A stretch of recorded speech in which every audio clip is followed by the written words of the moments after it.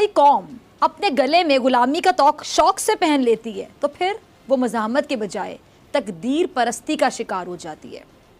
جرمنی جو آج دنیا کی ایک بڑی معیشت ہے، 1947 میں جب پاکستان کا قیام عمل میں آیا تو آپ کو پتہ ہے اس وقت جرمنی اپنی تاریخ کے بدترین دور سے گزر رہا تھا۔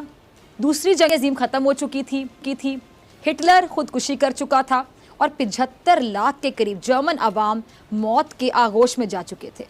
جرمنی کی فوج کا تقریباً آپ سمجھ لیں کہ خاتمہ ہو چکا تھا اور اس کے 114 چھوٹے بڑے شہر تباہ ہو چکے تھے۔ ملک کی 20% عمارتیں مکمل طور پر خاک ہو گئی تھیں۔ زراعت کی اگر میں بات کروں تو زراعت 65% کم ہو گئی تھی، بجلی بند تھی، سڑکیں تباہ حال تھیں، بندرگاہیں ناقابل استعمال ہو چکی تھیں، انڈسٹری کا برا حال تھا، کرنسی بھی ختم ہو چکی تھی، خرید و فروخت کے لیے لوگ بارٹر سسٹم پر مجبور ہو چکے تھے۔ جس زمانے میں کرنسی یا سونے چاندی جیسی قیمتی دھاتوں کا استعمال وجود میں نہیں آیا، تب تجارت اور لین دین کے لیے لوگ چیز کے بدلے چیز بطور رقم دیتے تھے، یعنی اگر کسی نے کوئی چیز خریدنی ہے تو اس کی قیمت کوئی انسان، جانور یا کوئی اور چیز ہوتی تھی جسے بارٹر سسٹم کہا جاتا تھا۔ اچھا، دوسری جنگ عظیم کے بعد جرمنی کی حالت یہ ہو گئی کہ وہاں لوگوں کی جو زندگی ہے، لوگ زندگی گزارنے کے لیے بارٹر سسٹم کا سہارا لینا پڑ گیا انہیں۔ جرمنی 2 حصوں میں تقسیم ہو گیا۔ 1945 سے 1955 تک 10 سال جرمنی کے 1,40,00,000 افراد کیمپوں میں پناہ گزین رہے، اور 1962 کی اگر میں بات کروں تو 1962 تک جرمنی امریکی امداد پر چلنے والا دنیا کا سب سے بڑا ملک تھا۔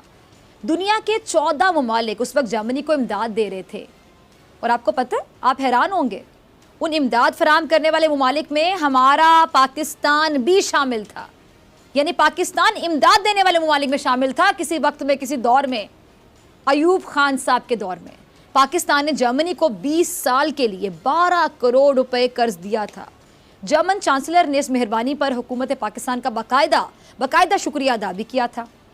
اچھا، 60 کی دہائی تک جرمنی کی حالت یہ تھی کہ جرمن حکومت نے پاکستان سے 10,000 ہنرمند مانگے، اور یہ تھا آپ کہہ لیں کہ نصف دہائی پہلے کے جرمنی کا احوال۔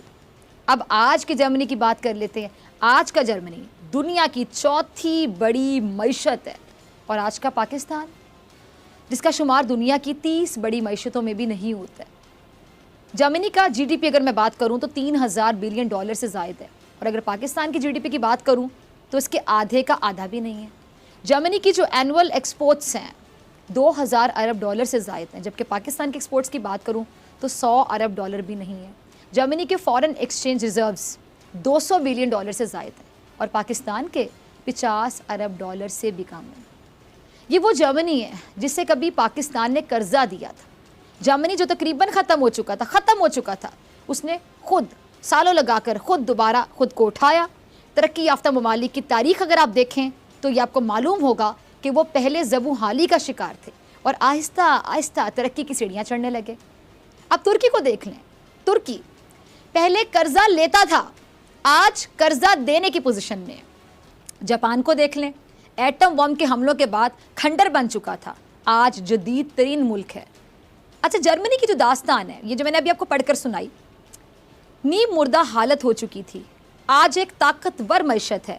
یہ وہ ریاستیں ہیں جو ماضی میں جن کا شمار آپ کہہ لیں کہ کمزور اور ناکام ریاستوں کے طور پر ہوتا تھا، لیکن آج یہ ممالک آپ سوچئے کہ مضبوط ترین ممالک کی لسٹ میں آ گئے ہیں، معاشرتی اعتبار سے بھی اور معاشرتی اعتبار سے بھی۔ لیکن ہمارے ملک کی تاریخ اگر ہم دیکھیں تو پتہ ہی چلے گا کہ اس کا ماضی حال سے بہتر تھا۔ حیرانی کی بات ہے نا کہ لوگ ترقی کرتے ہیں، ہم پہلے بہتر تھے ماضی میں، اور اب حال دیکھ لیں تو پہلے جیسی پوزیشن ہماری نہیں ہے، اور یہ یقینی طور پہ عجیب و غریب سی بات ہے، لیکن حقیقت ہے، حقیقت، اور حقیقت سے منہ نہیں موڑا جا سکتا۔ پاکستان کا ماضی پاکستان کے حال سے بہتر دکھائی دیتا ہے۔ کسی عام آدمی سے بات کریں آپ، اس کے پاس ماضی کی حسین یادیں ہوں گی، اور افسوس کے ساتھ کہوں گی کہ حال کی تلخیاں ہوں گی۔ ریاست اپنی قوم کے کردار کے باعث عروج پر جاتی ہے اور زوال کا شکار بھی ہوتی ہے، میں نے پروگرام کے آغاز میں بھی کہا۔ جرمنی جیسے ممالک کی ترقی کا راز ان کی جمہوریت اور حکمرانوں کی سادگی اور ایمانداری ہے، اور یہی سادگی اور ایمانداری پھر حکمرانوں سے عوام میں کیسے منتقل ہوتی ہے۔ اس کی سادہ سی مثال یہ ہے کہ اگر یورپ کا آج کا حکمران اگر سائیکل پر دفتر جاتا ہے تو سرکاری پیسے میں احتیاط، ایمانداری اور سادگی کا پیغام اس کی عوام کو جاتا ہے. اور جب ہمارے حکمرانوں کے صرف ایک بچے کو لینے پورا سرکاری جہاز خالی جاتا ہے اور خالی آتا ہے، اور جن کے صرف کھانے مری لے جانے کے لیے یا پھر لانے کے لیے سرکاری ہیلی کاپٹر ہفتوں مصروف رہتے ہیں، اس سے یہاں کے عوام کو اب کیا میسج جائے گا، کیا پیغام جائے گا؟ آپ سوچیے. حکمرانوں کا یہ دیکھ کر یقینی طور پہ اس معاشرے میں رہنے والے سادگی اور ایمانداری سیکھیں گے یا پھر بے ایمانی سیکھیں گے. اب یہ آپ خود فیصلہ کریں، بلکہ اپنے معاشرے کی طرف دیکھیں، جواب مل جائے گا آپ کو میرے سوال کا. اصل جمہوریت میں کرپٹ اور ناکارہ لوگوں کی کوئی جگہ نہیں ہوتی. اصل جمہوریت کی اگر میں بات کروں تو اس میں حکمران عوام کو جواب دہ ہوتے ہیں ہر بات کے لیے. عوام حکمران کا گریبان پکڑ سکتے ہیں، پوچھ سکتے ہیں کہ بتاؤ کیسے کیا. قومی وسائل کا بے جا استعمال نہیں کر سکتے جمہوریت میں لوگ. لیکن ہمارے ملک کی جمہوریت، جب ہمارے حکمران سب سے مختلف ہے تو جمہوریت بھی مختلف ہوگی. ہمارے ملک کی جمہوریت میں حکومت کرنے والے سرکاری خرچے پر اپنا علاج بھی کرواتے ہیں، سرکاری خرچے پر نجی دورے بھی کرتے ہیں، کروڑوں کی ٹپس بھی دے دیتے ہیں، اپنے گھروں کی مرمت بھی یہ سرکاری خرچے پہ کرواتے ہیں، شاہانہ پروٹوکول کو انجوائے کرتے ہیں، خود تو لیتے ہی ہیں پروٹوکول، ساتھ ہی ساتھ اپنے عزیز و اقارب کو بھی نوازتے ہیں. اب ہمارے ملک پر حکومت کرنے والوں کے کال اور فعل میں تضاد پایا جاتا ہے، اس میں کوئی دو رائے نہیں ہے. کہتے کچھ ہیں، کرتے کچھ ہیں. اور ہماری سب سے بڑی ناکامی آپ کو پتہ کیا ہے؟ وہ یہی ہے کہ ہمیں طبقوں میں تقسیم کر دیا گیا، لسانی بنیادوں پر تقسیم کر دیا گیا، رنگ و نسل، قومیت پر ہمیں تقسیم کر دیا گیا. اور بحیثیت قوم میں آپ سے پوچھتی ہوں، ہمارا کردار کیا ہے؟ معاشرے کی اصلاح کرنے کے لیے کوئی نہ کوئی پلان ہوگا نا. ہمارا پلان کیا ہے؟ ہم کیسے اپنے معاشرے کو مثالی بنا سکتے ہیں؟ کیونکہ ابھی تو مثالی نہیں ہے، اور جو چیز خراب ہوتی ہے اس کو صحیح تو کرنا ہوتا ہے. کبھی آپ نے سوچا کہ اس کو صحیح کیسے کرنا ہے؟ ہم کیسے اپنے مستقبل کو محفوظ کر سکتے ہیں، یا پھر ایسے چلتا رہے گا جیسے چل رہا ہے؟ ہم نے کبھی نہیں سوچا ہوگا نا ان باتوں کے بارے میں کہ ہم نے کیسے بہتر کرنا ہے. ہم کہہ رہے ہیں بس چل رہا ہے، چلتا رہے گا. کوئی بھی ملک اپنی قوم کے رویوں سے ترقی کرتا ہے، لیکن یہاں نہ حکومت کرنے والوں کے رویوں میں کوئی خاصی سنجیدگی دکھائی دی ہے، اور افسوس کے ساتھ کہوں گی نہ ہی جن پر حکومت کی گئی وہ کبھی خود سے زیادہ سنجیدہ ہوئے. قوم میں کتنا ہی پوٹینشیل کیوں نہ ہو، قوم کتنی ہی انرجیٹک کیوں نہ ہو، کتنی انتھوزسٹک کیوں نہ ہو، جب تک قیادت صحیح نہیں ملتی اس وقت تک قوم کبھی قوم بن ہی نہیں سکتی. اب قیادت ملی تھی تو پاکستان بنا تھا.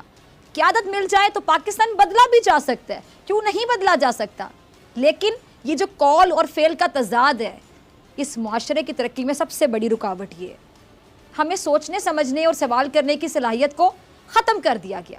اب ایک عام آدمی، ایک عام ووٹر، اب ذرا غور سے سنیے گا، ایک عام آدمی، ایک عام ووٹر، ایک سیاسی کارکن کا رویہ کیا ہے؟ اس کی سوچنے سمجھنے کی صلاحیت کیسی ہے؟ کیا وہ اپنی قیادت سے سوال کر سکتا ہے؟ کیا پوچھ سکتا ہے اپنی قیادت سے کہ کیا کہہ رہے ہو؟ کیا تماشا لگایا ہوا ہے؟ تماشا کب ختم ہوگا؟ کیا وہ اپنی قیادت سے پوچھ سکتا ہے کہ 3 بار حکومت کی لیکن ہمیں تو کچھ نہ ملا، پھر کہتے ہیں کہ چوتھی بار بھی مل جائے تو پاکستان کو چینج کر دیں گے؟ پاگل سمجھا ہوا ہے ہمیں. یہاں جو قائد کہہ دے وہی سچ مان لیا جاتا ہے. قائد آلو 5 روپے کلو خرید رہا ہے تو یقین جانیے آلو 5 روپے کلو ہی مل رہے ہوں گے. بھلے پوری قوم آلو 50 روپے کلو خرید لے، لیکن قائد نے کہہ دیا تو بس وہی سچ ہو گیا. سوال نہ کرو.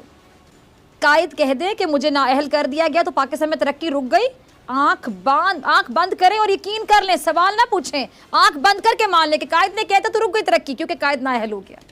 یہ بھی نہیں پوچھا کہ قائد محترم حکومت تو آپ کی ہے، آپ کی جماعت کی ہے، حکومت میں تو آپ ہی کا سلیکٹ کیا ہوا وزیر اعظم ہے، آپ ہی کا وزیر خزانہ ہے، آپ ہی کی منتخب کی ہوئی کابینہ ہے.